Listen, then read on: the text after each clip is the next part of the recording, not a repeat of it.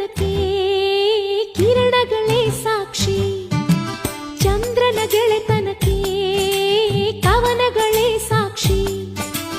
ಯಾವ ಮನಸ್ಸಿಂದ ಆರಂಭ ತುಂಬಿದ ಈ ಸ್ನೇಹ, ಯಾವ ಕಾಲದ ಸಂಬಂಧ ನಂಬಿದೆ ಈ ಸ್ನೇಹ.